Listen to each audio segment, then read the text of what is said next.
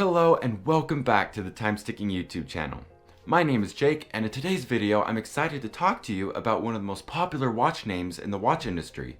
So stick with us through this intro, and I will be exploring the history of Tissot.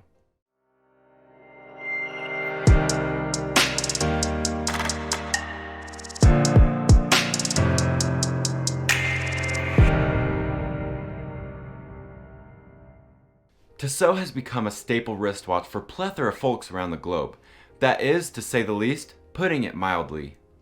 With millions of watches sold annually each year, Tissot is an inescapable name that denotes a fair price and solid engineering. Originating in Switzerland, like many famed watch brands, Tissot launched as a father and son operation in 1853. The combined labors of Charles Félicien Tissot and his son Charles Emile entered the watchmaking scene in Le Locle, Switzerland, located in the Jura Mountains. What's often referred to as the Watch Valley, covering the Swiss Jura arc from Geneva to Switzerland, was really hitting its stride as Europe's premier watchmaking local during the 19th century. Though the area of Switzerland had a history with timekeeping dating back to the 15th century, more families began planting their flags and sending their products into a growing international market at this time. What the Tissots had to offer at launch was a 2-time zone pocket watch. They certainly weren't the first to project this kind of mechanical prowess into the world, but its craftsmanship and expert construction would sow the seeds for a series of future successes. Within the century, Tissot would become presidential, international, and well on its way to fresh innovations. After releasing their first watches in 1853, Tissot began crafting pendant watches for the US market.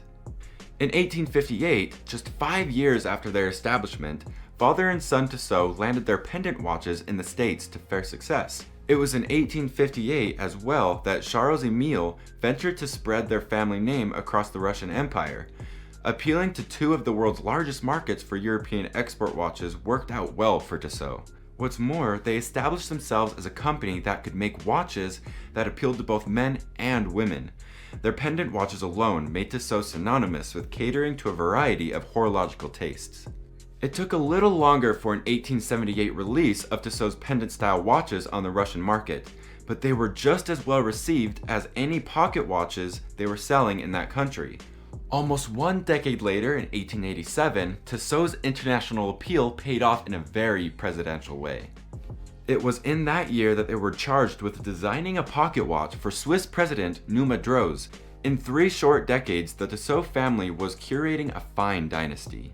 Tissot's early years helped establish their name on a growing global market. When the 20th century came roaring in, so did opportunities for adapting new styles to the brand. A new era saw a surging demand for wristwatch timepieces. This rising influence spawned a 1916 classic for Tissot, the banana. Its arched rectangular case design and oblong-shaped Arabic numerals matched a growing trend toward Art Deco-inspired fashion in watchmaking. What's more, it was an early wristwatch from Tissot, and it became an immediate classic. Through the 1920s, Tissot would cling to this modernizing bend toward avant-garde wristwatches. However, one of watchmaking's powerful firsts would be born from Tissot come 1930. 1930 marked the release of the world's first non-magnetic watch. Labeled the Anti-Magnétique, Tissot's creation addressed the issue of loss of time due to electromagnetic field influence. It was in the same year that Tissot merged with Omega. Their combined efforts led to a long relationship with building stopwatches for sporting events. This included major skiing events in Switzerland, as well as other major international tournaments. By the 1940s, Tissot began running their first filmed advertisements in cinemas. These ads became the norm and had a massive appeal to a new generation that was growing up on wristwatches. Through this decade, Tissot and Omega, as a combined force, continued to take sporting events by storm, while retaining the stylistic integrity of current watchmaking fashion. Turning up the heat on simplified user interfaces, Tissot dropped another gem in 1951. Their Navigator wristwatch employed the first ever 24 time zone piece that required zero manipulation to read. This attention to detail on streamlining user interfaces would lead them toward further developing a renown of both quality and stylistic flair. Once the 1960s hit, Tissot had become highly dialed in to their popularity in the racing world. In 1965, combining their relationship with sports and stylistic evolution, they patented the first ever watch strap with holes, designed for fashion.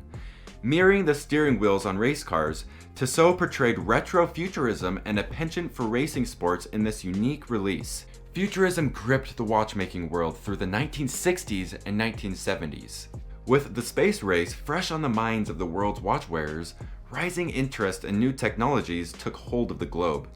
A stark reality of this rising tide toward automation for brands like Tissot was the eventual release of the electronically powered wristwatches. By the 1980s, Tissot, along other major Swiss mechanical brands, suffered major monetary losses. In 1983, Tissot was thus purchased by the Swatch Watch Group, a reality that stands to this day. After Tissot was picked up by Swatch, they began releasing novelty pieces under the Tissot brand name. 1985 saw the release of a rock watch, made almost entirely out of stone, aside from the movement and band. 1989 saw the release of a wood watch from Tissot, a now trendy form of case design that they predicted quite well.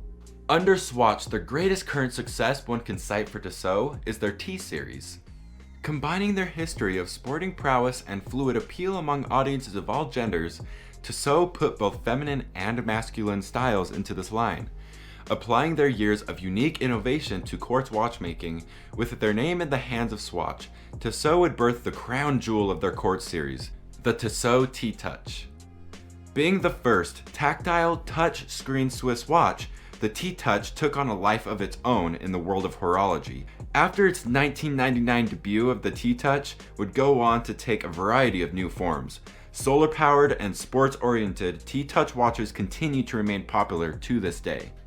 As it could be easy to dismiss Tissot as another Swatch brand, a powerful Swiss name cheapened by the success of quartz, it's a lot more than that. Tissot still exists because of their adaptations to changes in watchmaking. If they had not joined other Swiss companies in the 19th century in trying to grow and evolve watchmaking, the world of watches would be at a loss. Still running on their motto, innovations by tradition, Tissot remains a tour de force name in the watchmaking world. While the father and son origins of the brand seem miles away from their current standing, it was that original hustle and spirit that laid Tissot watches on the wrists of presidents and everyday people alike. Tissot is more than a safe mid-range watch, to put it another way.